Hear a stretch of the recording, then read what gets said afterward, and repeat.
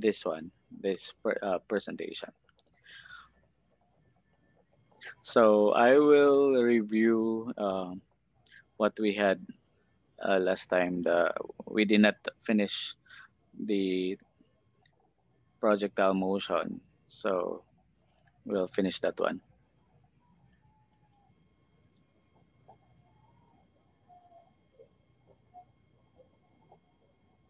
Okay. Can you see the slides now? Okay. So good morning. So we will just clarify something. Projectile motion. So projectile motion is any object that is given an initial velocity and then follows a path determined entirely by the effects of gravitational acceleration and air resistance. So in an ideal case, air resistance is being neglected.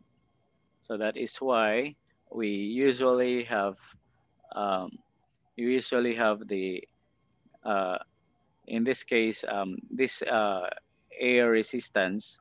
So for example, if the object is here in Monangui release, like once it is already free, so you release it at an angle. So like there is an angle theta with respect to the horizontal. So once it's already in the free air, so there is a force due to gravity that is Fg, or it could be also known as a weight. Okay, and opposing this force, so there is also an air resistance upward in this case. So but for ideal case, we will neglect air resistance. So wala na ng air resistance. So there are cases like a batted baseball, a thrown basketball, a bullet shot from a rifle are all projectiles. So the object being shot are projectiles, and the path followed by the projectile is called its trajectory. So like for example, if you have an object having an initial velocity v naught, so of course it is with an angle with respect to the horizontal. So in projectile motion, you have to remember that the acceleration along the x component is zero, ax is zero, and ay is negative g. So you will always use g, or the negative g, which is negative 9.8 meter per second squared. Okay, and the path traveled by a projectile is trajectory, and of course the x displacement. This part is what we call as the range. Okay, and this is now the maximum height. Also, the maximum height reached by the projectile, similar to the maximum height. It's similar also to the one in free fall. Okay, so a projectile moves in a vertical plane that contains an initial velocity vector v naught, and its trajectory depends on v naught and on the downward acceleration due to gravity. So that's why um, we use all the kinematic equations that you know. So in projectile motion, we have v equals v naught plus at. Yeah, so here, since only y ang accelerated, ang x is constant v. So our equation here for x, so mahimo ni siya nga, like this is vx is equal now to v naught x plus acceleration and times time. Acceleration is 0 along x. So for x, it will maybe vx equal to v naught x. Okay, so it is just equal. It's constant.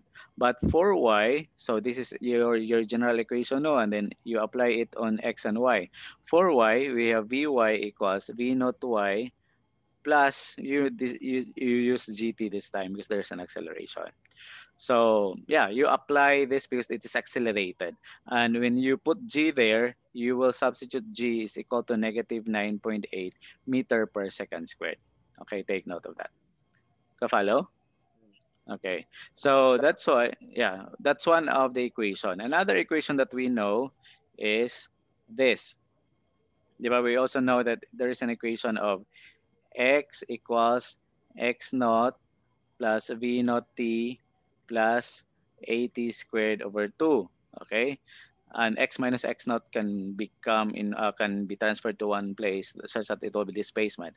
So in x, since it's constant, in x lang, so you can have in terms of x, you have x is equal to x naught plus v naught xt. Kini lang ko to bang x, okay? So if your x naught is 0, so your x is just v naught x times t. Ang 2 diri na over 2 ni diri. Okay? So let me clear all drawings first. Okay, so another equation is your x equals x naught plus v naught xt, okay, plus at squared over 2. And take note, it's zero acceleration, so zero ni siya along x. Okay, but for y, you have y equals y naught plus v naught yt plus gt squared over 2. So take note, this one, this is along x. If it starts with 0, so 0 ni siya. So it will become x is equal to v naught x times time. So this is actually the formula for the range. V naught x times time, because this is constant.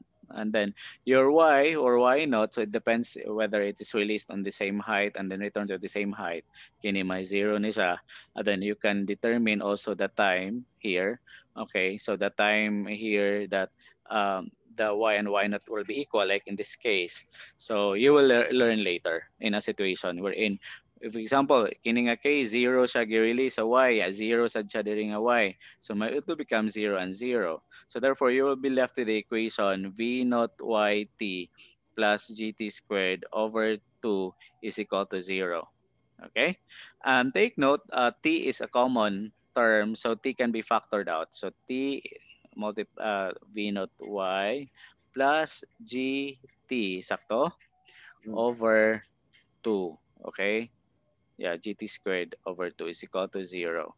And take note, you can, because this is a quadratic equation, you have two values, t is equal to 0. So meaning y is equal to 0 at the initial, okay, so here, at the initial, okay, so t at time 0. And then another time is this one, you derive this inside, you can now have, uh, diba? This is correct, v naught t, okay. So you can now have there that t is equal now to 2 v naught y over g. Kaya ba mo yung sa pag-derive? Kinira siya, imo na siya ang v naught y plus gt over 2, nya gi-equate nimo to 0. Okay?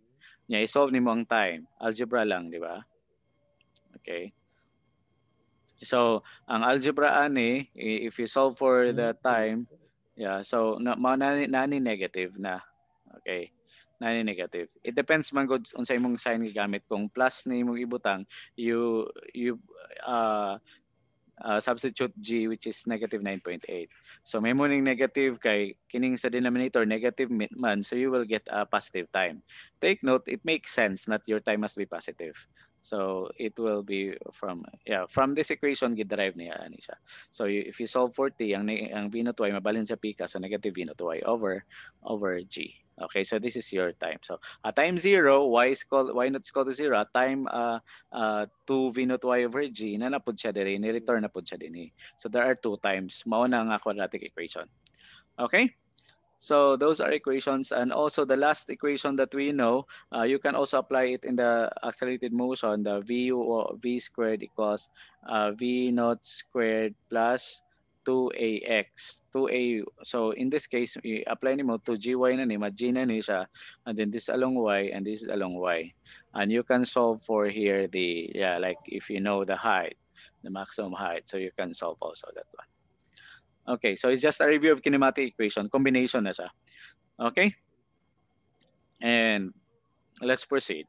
Comparing the drop ball and projectile balls. So we can analyze projectile motion as a combination of horizontal and vertical motion. So horizontal motion, take note, it is having a constant velocity. So take note, constant velocity ang horizontal. So constant velocity. So this one.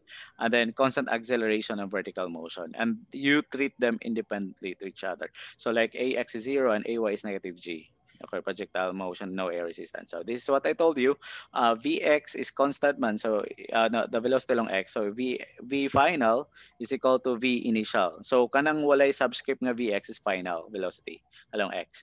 V naught x is original or initial velocity. And here, this is what I have told you, that the at squared over 2 will be 0 because there's no acceleration along x. So it will be x equal to x naught is equal to v naught xt. And if it starts with x 0, so mawala na siya, it is equal to v naught xt. That is the range as well. And for y, take note, v naught y minus gt, gi-embed na ang negative sa equation. So you will substitute 9.8 here. Okay? Kung plus ni ang equation, you substitute negative 9.8. Is that clear? Yes, sir. Is that clear? Okay. So you can either explicitly express the negative of the g in the equation, or you just have plus there in the equation, but you substitute negative 9.8. It's just the same. Don't be confused in some presentations of some books. And then this one, as you have noticed, nanadiri ang gt squared factor because this is an accelerated motion. So if you compare in this snapshots of the position, the red ball is in free fall and the yellow ball is in projectile motion. Ang nakalainan ra sa projectile and free fall is that the projectile has moved a certain x. Okay, has moved a certain x with time. So nag-move siya. Whereas the free fall, it's only on y. So nag-move siya along, it's the same position as you have noticed, same position siya with the red and yellow, same siya y, same og y. Okay, have you noticed? So you just apply also the acceleration just to gravity like in free fall. Okay, same ra siya y. Okay, but different position along x because in projectile motion it is projected um, at an angle or horizontally. Okay. Any questions so far? Any questions so far? Wala ra. Okay. Now let's Mm. proceed. So trajectory of a projectile. This is the path of a projectile. If you have noticed, okay, here, if you have noticed, from the release point, so kini siya, this one, alpha naught, okay, or the alpha angle. So there is already a component v naught x and there is a component v naught y. And this one, the diagonal is the v naught. Okay, so your v naught y can be transferred on the other side. Okay, transfer on the other side so that you can easily have a trigonometric ratio. So the v naught y here can be transferred here. So mabutang diri ang v naught y such that it will form a triangle, di ba? Na v naught x na v naught y. So your v naught x is adjacent, your v naught y is opposite. So that's why you can use sine. And the v naught is the hypotenuse. So as you have noticed, your v naught x and v1x and v3x and it's the same all throughout. And take note that the maximum height nawala ang y. What happens to y? Have you remembered in free fall when you throw the ball up at the maximum height, it's instantaneously zero Mm. Zero. velocity. Yeah, so your Vy here at the maximum height is zero so far.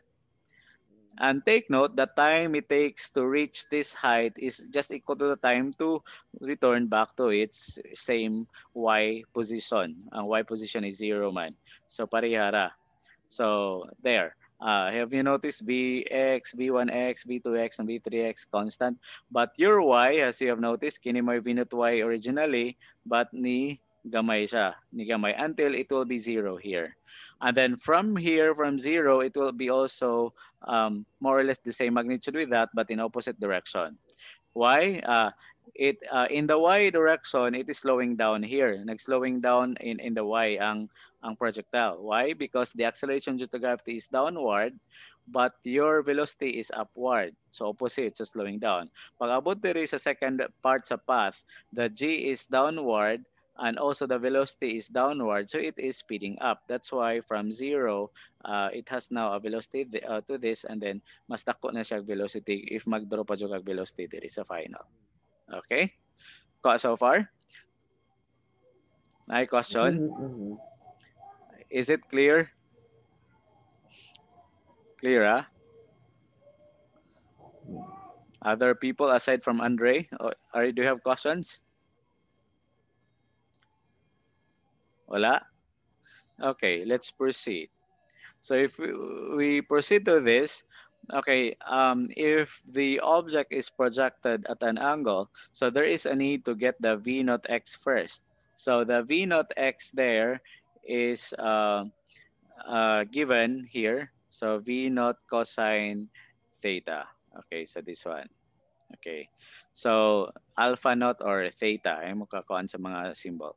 V naught cos theta. So that's V naught x because as I have said, your alpha naught is here. So your v naught x is adjacent with respect to the angle. So you use the hypotenuse, which is v naught, and also the adjacent side, which is v naught x. That's why if you derive v naught x, v naught cosine theta of the angle, or alpha naught the angle, and v naught y is v naught sine alpha. Okay, and then we have x here. Our x is having constant velocity, so therefore this one v naught cos t. So it is a v naught x times time. Okay, v naught cos alpha. Okay, never mind zero na lang aron di mo maglibog.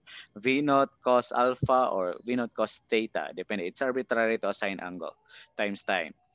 And also that the speed at time zero, and this is the direction of the angle at time also zero. That's why gibutan po niya zero.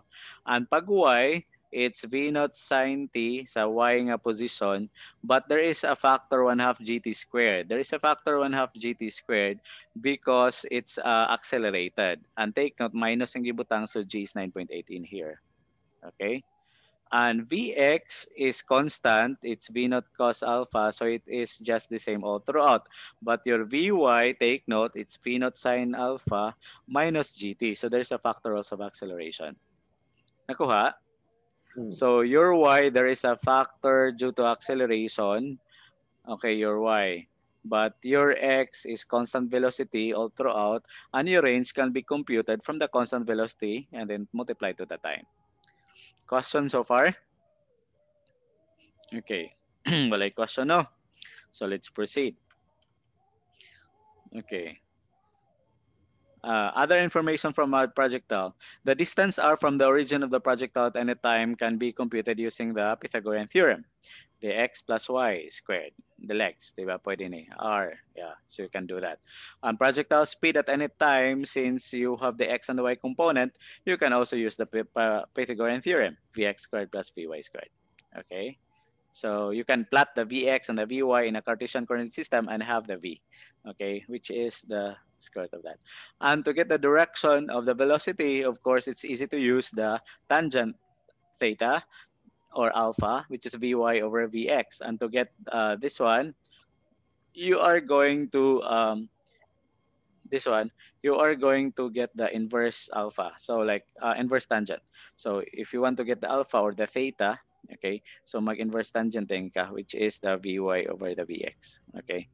So yeah, that's it. And equation of the trajectory shape parabola. So if so if you are going to have the math of it, the x minus x squared. So you have noticed that it follows with a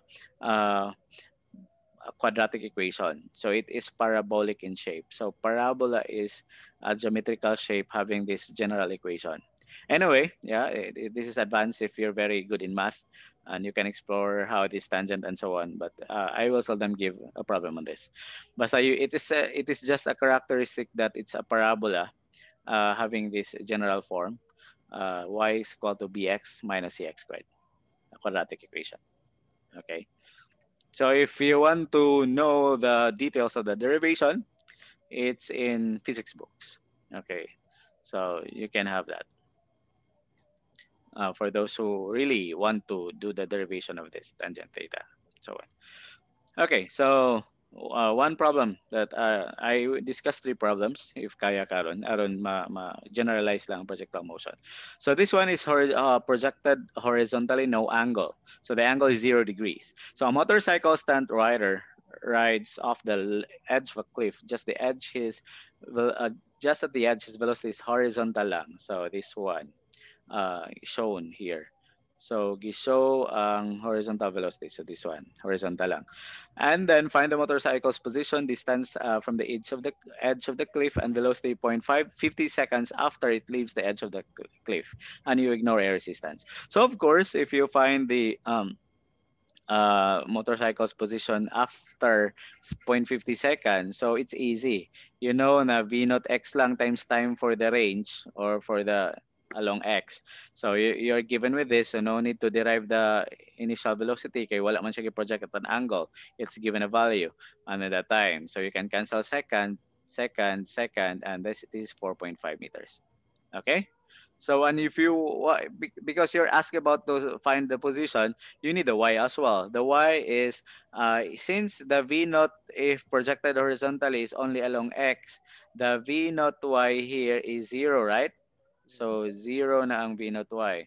So therefore, if you use the equation v naught t minus 1 half g2 squared, ang v naught t ni disappear. Okay, kay 0 man ang v naught y. So nahabilin is negative 1 half gt squared. So therefore, you cancel out second squared, you'll be left with meters, negative 1.2 meters. So these are the components x and y. Sa inyo pang math, these are ordered pairs. But if you want to get the distance really from that position sa 0.50 seconds, so you are going to use the Pythagorean theorem, the x and y. Okay, just a question. Asa ni siya nga quadrant? X is positive, ang y is negative. Asa ni siya nga quadrant? 4, sir. Okay, quadrant 4. Kay x is positive and y is negative here.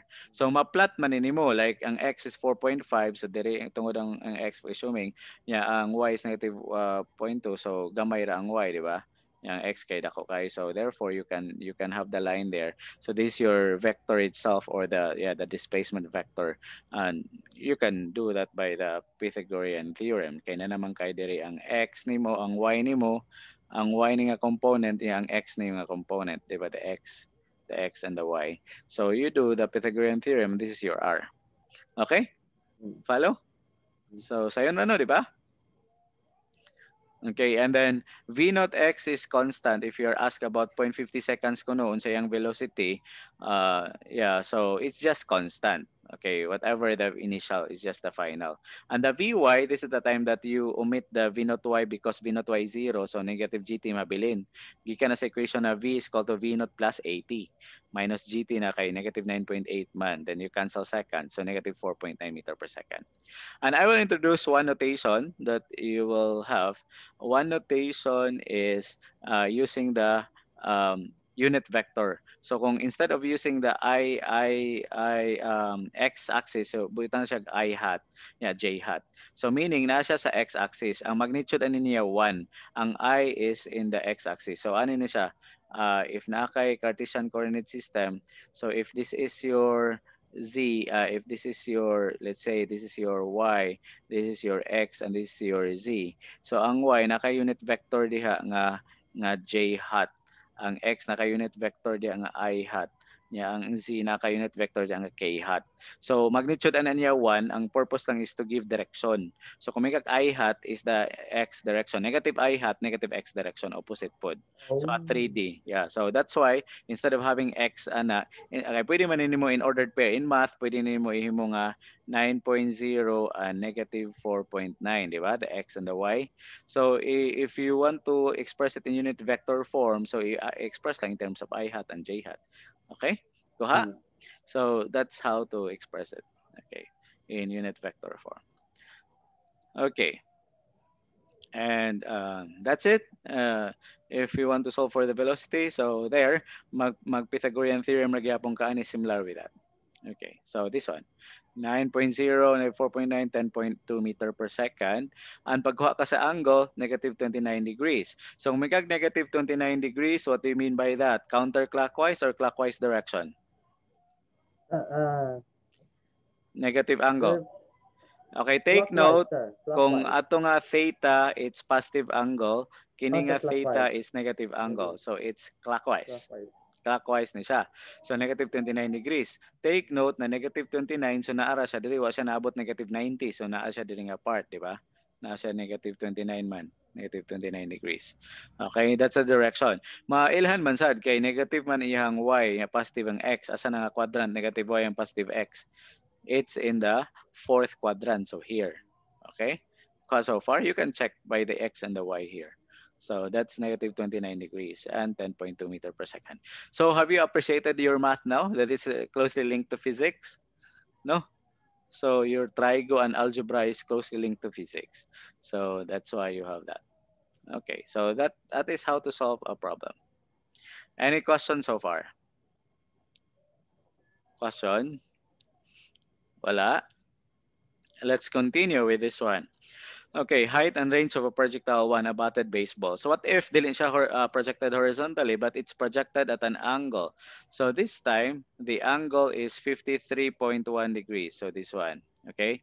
And then the initial speed is 37.0 meter per second. So na nasa given sketch. So I would like to emphasize that it's important to sketch your problem. So find the position of the ball and its velocity, magnitude, and direction at t is called 2 seconds. So kung mag-find kag position, it's good to know the initial velocity along x and along y. So v naught along x na dinhi, di ba? Kini along x, kini dinhi siya. Yeah, with respect to alpha, aron dili na mo mag-note sa alpha, alpha na lang ito gamiton.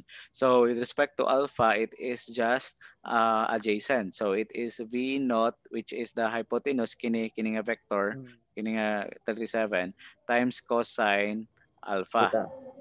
Okay, alpha or theta, depende kung kuan. So V naught is substitute nimong V naught nga 37, ang alpha is 53.1 in degree mode, makukuha kag answer na 22.2 meter per second. And magkuha po kag V naught y because it must be also you need to derive ang V naught y dinhi ni siya, di ba? Opposite. Okay, dinhi. Ang V naught y. Okay, so therefore V naught sine alpha. Okay. And then if imo substitute ang V naught na 37 and then alpha is 53.1, you can get a value of 29.6 meter per second. Okay? So importante no ni though wala lagi pangita ang velocity ani nga initial, but you need man this after 2 seconds man if you want to find that one. So the position of the ball after 2 seconds, so mga magkuha na kag x and y. So you know x is constant, di ba? So V naught x times time. So therefore, imo na gamiton 22.2 meter per second kay mo na na-derive times time na 2.00 seconds. So therefore, you can get cancel second. You can get a value of pila man 44.4 meters. And similarly, na may y component, imo pong isolve ang y. But this is not as simple as V naught x ang y because it's accelerated. So sa may equation nato sa y, magamit na tatong V naught y t minus 1 half gt squared. Okay, kuha na so far. So therefore, substitute tani og 29 point pila to 6 meter per second. Okay, times 2 seconds. And then minus 1 half. Yeah, ato na ibutang nga 9.8 meter per second squared kay ang iyang negative diri naman sa iyang operation. Yeah, times time nga square nimo which is 2.00 seconds nga squared. So makuha po kag y na the value is 39.6 meters. 39.6 meters. So solve na ang duha, ang 39.6. Yeah, pagkuha nimo og r, di ba? You want to solve for r, imo ra nang Pythagorean theorem, di ba? Okay, so you have the x and the y man. And then you want to solve for v. So for vx and vy, so for vx, sayon ra. Your vx is equal to v naught x, which is 22.2 meter per second. No need to solve because there is no acceleration along y. But for along x, day. But for y, you need the equation of vy equals, ano sa the equations for y? V naught y minus gt or plus gt, di ba? So far? So you know V naught y is 29.6 meter per second and then plus gt, so plus negative 9.8 meter per second squared times 2 seconds. Okay, kay 2 seconds man daw kipangutana ana. So you will get a value of around 10.0 meter per second. So masolve na nimo ang Vy nga final o ang Vx nga final because just constant. So ana ra ka easy. Okay? Nakuha so far. And if you want to get the velocity na jud, so you have the square root of vx squared plus vy squared. Ang kini mga value imo nang ipang Pythagorean theorem, so you can get a value of 24.4 meter per second.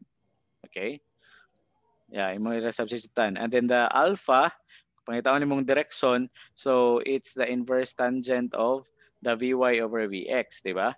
So the vy over vx, ang vy is 10, ang vx is 22.2, yung substitute ang value, you will get a value of the angle of 24.2 degrees. Okay. So mo na yung final answer sa velocity if you want to get the magnitude and the direction. If you want to get the component, so 10.0 sa y, 22.2 sa x. So either pwede nini nga notation kini with the angle or pwede to nga vectors nga unsa to v is equal now to 22.2 meter per second I hat plus 24.4 meter per second j hat. Kanara. Okay? So that's for the first question. Okay, any question? Naamoy ko ano after this? None, sir. Naamoy klase after this? 10:30? Wala pa. None. And 11? Wala. No. Can we continue? I-finish lang na ako ang slides ha. Okay ra? Okay. So height and range. So next is find the time when the ball reaches the highest point of its flight and its height. Okay, highest point of its flight and its height h at this time. So highest point is here. Kini. So magbutang lang tag variable nga t1 for the time to reach the highest point. So to reach the highest point, so we all know at highest point v along that highest point vy is equal to 0 at highest point, di ba? Highest point v is equal to 0. So when you use the equation vy equals v naught y minus gt, and then we will use t1 kay to reach the maximum height is t1 lang. It's arbitrary, you can use just t. So if this is 0, so makakuha lang kang equation na t1, imo ni balhin ng t1 dito, ma-positive na siya. It's just equal to v naught y over g. over G. Kuha so far? So therefore, masolve ra nimo v naught y over g. You have 29.6 man. Your v naught y atong na-derive kanina, 29.6. Take note, v naught ra man 37. Na-derive to kanina ang v naught y. So 29.6 meter per second divided by 9.8 meter per second squared. So you have a value of 3.02 seconds. Okay? So kana to, time to reach the maximum height. And its height at this time to solve for the height at that time. So you can use now the height equation, di ba? The y minus y naught is equal now to v naught yt minus 1 half gt squared. So kini mo na ning height. Pwede ni mo ilisa nag-height, the y minus y naught. So the y naught is here man, initial. So height is equal now to v naught yt, which is the 29.6 meter per second times the time, 3.02 seconds, minus 1 half, the 9.8 meter per second squared, because it's expressed ng negative here, multiplied to 3.02 seconds, you squared it. And you will get the height, if you use a calculator, 44.7 meters. Okay? So far, remember to reach the maximum height to v naught y over g. Ang third question here, find the horizontal range, the horizontal distance from the starting point to where the ball hits the ground. So you need to have the range as having the equation as r or x, which is equal to v naught x times time. You need the time. Unya question, t1 ba imong gamiton? Dili T1 imong gamiton kay ang T1 diri pa man nakutob. So kini naka T2 imong gamiton. You assign another variable. So you don't know T2 but you can derive T2 based on the y. Kay pareha ra man na magbubalik siya dinha. So have you noticed the equation y equals y naught plus v naught yt minus 1 half gt squared. So ang y of y naught is equal to 0. So ma-0 na siya and ang v naught yt is can be derived. So in that case, if imo ning ikuan, ma-zero man na siya. So mahimo na siyang equated to 0 na lang kay na 0 man na. So mag factor out ka. So mahimo nang v naught y minus 1 half g na lang nabilin. gt is equal to 0. So naidho ka time. T is equal to 0 and the other t is equal to 2 v naught y over g. Have you noticed this one? This is T2. Can you compare this and this? Ang T1 is V naught y over G. Ang T2 is 2 V naught y over G. So in other words, iyarang gidouble ang time pag reach sa maximum height o ang time nga maabot diri. So madouble ra. So ang T2 di is just the 2 T1. Where in the T1 time to reach max height. to reach max height. Mm. So parehara ang time mo cover pa dong diha o ang mo cover pa dong dito. Mm. So that's a shortcut, and it is just shown in this formula. So 2v naught y over g. So makasolve kag 2v naught y over g, imo na i-solve ang v naught y ganina, na solve na na. So makakuha ka sa time which is equal now to 6.04 seconds. How do you compare 6.04 to 3.02? Diba? It's just double. Mm. Double ra. Okay. So therefore 6.04 mao na nimong gamiton dinhi. And you know the V naught X ganina nga 22.2, so makakuha kag range na 6.04 na makakuha kag range na 134 meters. Okay. So that's it. So far? And if you want to know the Vy, yeah, you just and the ball's velocity just after it hits the ground, we'll know nga Vox. So magkuha na sa kag Vy. So ang Vy nga imong gamiton kato na nga V naught y minus GT2. T2 imong gamiton kanina nga 6.04 seconds kay diri naman nga Vy. But your Vx is no problem because it's equal to V naught x. So na-solve na to. Ang V naught 2, ang Vy na lang imong i-solve. And then mag Pythagorean theorem ka. So that's how to find it. How to attack a problem in projectile motion. Okay? Di ba? Gamit ang math, no? Okay. So, the last problem to discuss, maximum height and maximum range of a projectile. Find the maximum height and the maximum range of a projectile. So, to get the maximum height, you are going to solve in terms of kaya ang maximum height magipangita, so the T1. So, here, okay, ang T1 kini pag-abot ani the maximum height daw of the projectile. Wala man kamoy klase gyud. Wala gyud, wala klase ron. Okay, so to find the maximum height, you know T1 is equal to ganina na derive ni V naught y over g. Ang kini is a problem nga wala nag-involve og quantities. In physics, pwede ra variables tanan. Ya kamo na mo solve. Ya ang V naught y from this equation general, so pwede ra nimo nga opposite man na. So sin, it's V naught sine theta or alpha. Okay, yeah, you can have theta or alpha depende ninyo on sa may butang over g. So manay T1. Okay? To find the maximum height, ganina na po 'yung maximum height nga gamit itong y cos di ba V naught YT, sakto? Okay, minus 1/2 GT squared. Kuha so far? Ang V naught YT is, unsa man to equation ganina? V naught sine theta. Theta or alpha. Okay? Ang T, you know T is V naught sine theta over G. Kuha? Kay mo man T, na derive man T1. T1 man itong gamiton kay maximum height. So minus dayon 1/2 dayon G. Yeah, dayon kana V naught sine theta over G. You square it. Okay? So ato ning i-simplify. So H, mahimo na siya nga V naught squared. Kay na-multiply man na.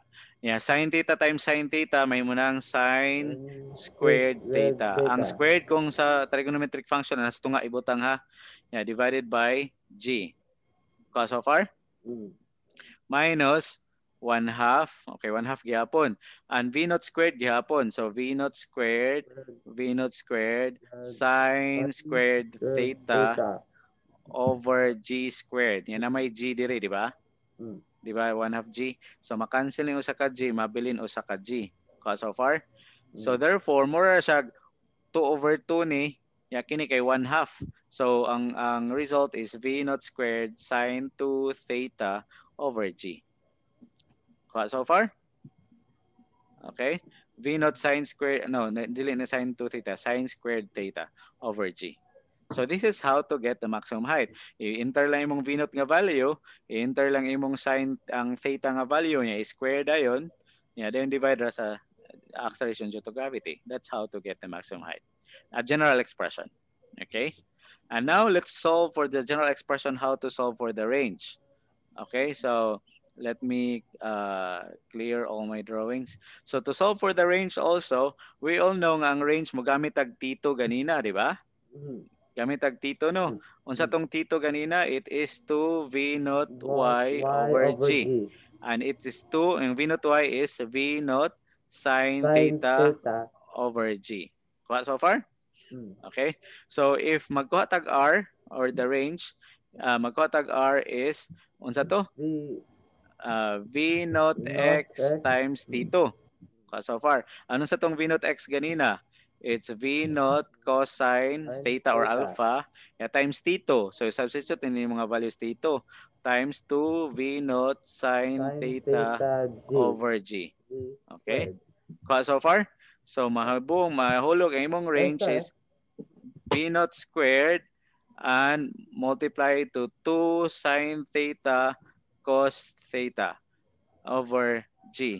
Yes, Andre, you're raising your hand. No, it says, sir, that squared common. It says to square it, sir. Look, the formula says to square it. Why aren't there any squares, sir, in Asa may square ang this one?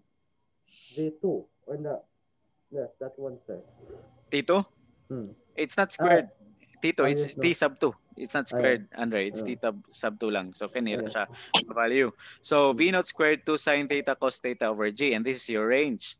And take note, there is a trigonometric function na 2 sine theta cos theta is equal now to sine 2 theta.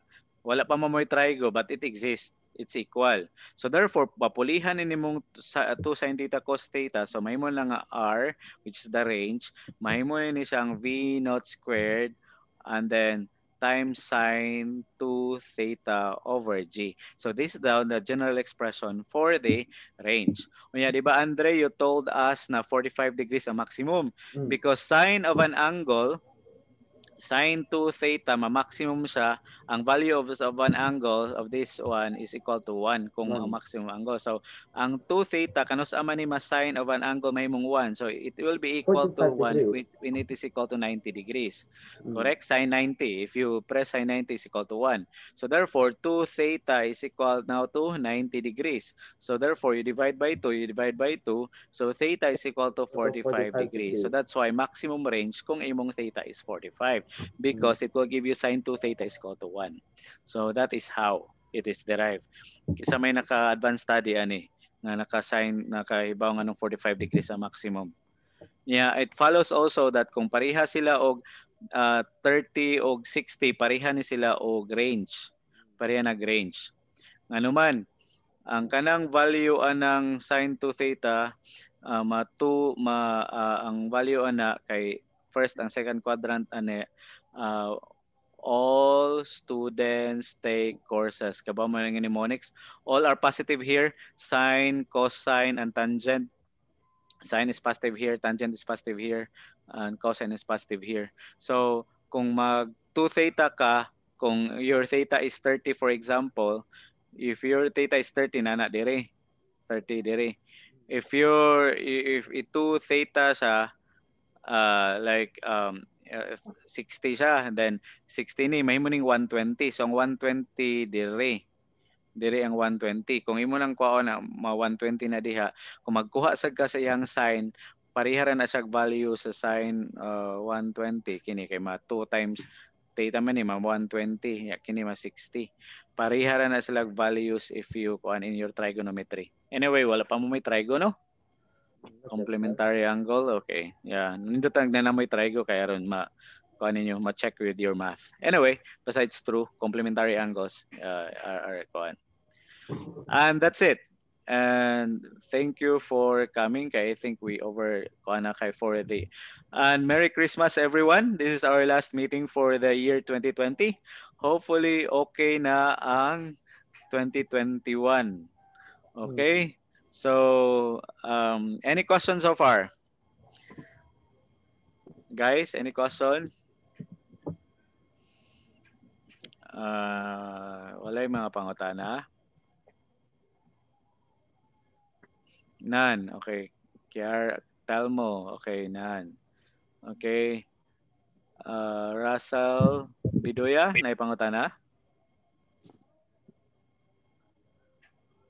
And Mishka, Thomas, Lay, Jane, Maribel, Kylwin, Zachary, Jillian, Mark, Angel, Daniel,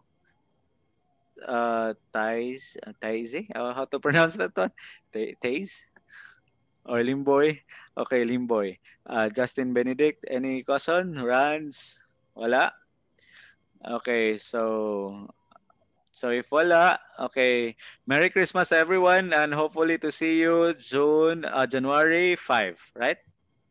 Happy New Year in advance and enjoy your day. I'll just extend the deadline of the projectile on January 5. Okay, enjoy your Christmas break. Happy holidays, everyone. Okay, so thank you. Bye. And have a Merry or Christmas and happy 2021, everyone. Okay, bye bye. Bye, sir. Okay, bye bye. Bye bye, everyone. Okay, see you next year. Okay. Dili Bye, lang sa ako sir. mag-post to not so KJ about your break. Okay, bye-bye. Okay. Bye-bye. Bye. Okay. Bye-bye. Bye-bye. Bye-bye. Bye. Okay. Merry Christmas. Merry Christmas. Bye, Okay, sir. bye-bye. I'll end the meeting.